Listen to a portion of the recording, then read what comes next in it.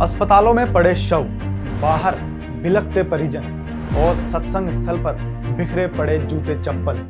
हाथरस भगदड़ कांड की इससे भयानक तस्वीर और क्या होगी।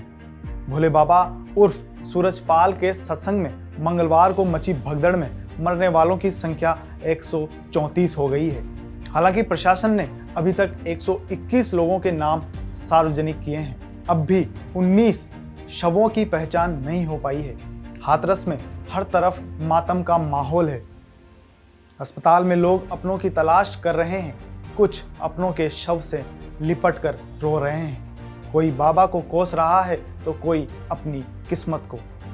हाथरस में चारों ओर चीख पुकार मची है। पुलिस भोले बाबा उर्फ सूरजपाल को पकड़ने में जुटी है। वहीं सीएम योगी हाथरस आ चुके हैं। यहाँ वह घायलों से अस्पताल में मिल रहे हैं। इसके बाद मृतकों के परिजनों से भी मिलेंगे। हाथरस जिले के सिकंदराराव इलाके में सत्संग के दौरान हुई भगदड़ के मामले में एफआईआर दर्ज भी हो चुकी है। दिलचस्प बात है कि इस एफआईआर में भोले बाबा का नाम ही नहीं है। सूरजपाल उर्फ भोले बाबा की तलाश में कई जगहों पर पुलिस की लगातार दबिश जारी है। बदायूं, फर्रुखाबाद, हाथरस, अलीगढ़, कासगंज और एटा सहित करीब 8 जगहों पर दबिश दी जा रही है। उम्मीद की जा रही है कि जल्द ही सूरजपाल पुलिस की गिरफ्त में होगा। इस सत्संग का आयोजन मानव मंगल मिलन सद्भावना समागम समिति की ओर से किया गया था। इस समिति की ओर से सम्मेलन के प्रभारी देव प्रकाश मधुकर थे। उनके साथ मुख्य कर्ताधर्ता में महेश चंद्र, अनार सिंह, संजू यादव, चंद्रदेव और राम प्रकाश आदि शामिल हैं। सूरजपाल उर्फ भोले बाबा के फॉलोअर्स सबसे पहले जो जयकारा लगाते हैं वह है नारायण सरकार हरि की संपूर्ण ब्रह्मांड में सदा के लिए जय जयकार हो। इसके अलावा भोले बाबा खुद को परमात्मा का चौकीदार बताता है, लेकिन अनुयायी उसे भगवान मानते हैं। बाबा की खुद की आरती और भजन गाई जाती है। बाबा के अनुयायियों में सबसे ज्यादा संख्या जाटव समाज की है। उसके बाद वाल्मीकि वर्ग और अन्य पिछड़ा तबके का नंबर आता है।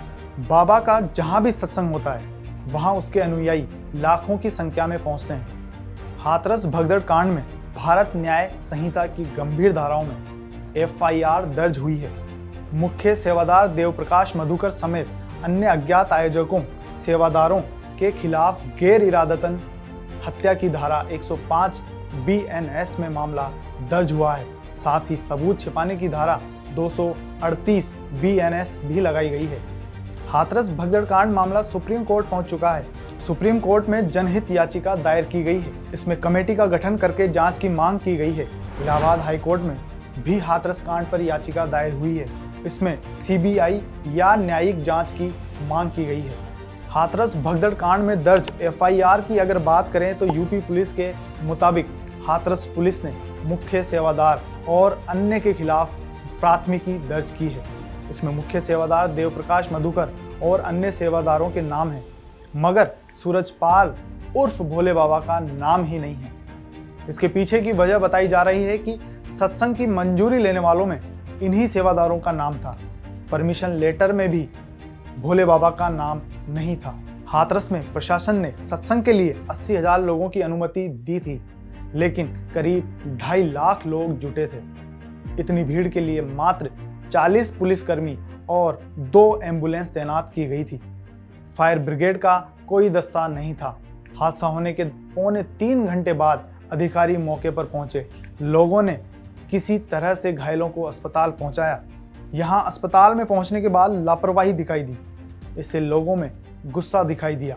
हाथरस हादसे पर सपा मुखिया अखिलेश यादव ने दुख जताया है। उन्होंने योगी सरकार पर लापरवाही का आरोप लगाया है।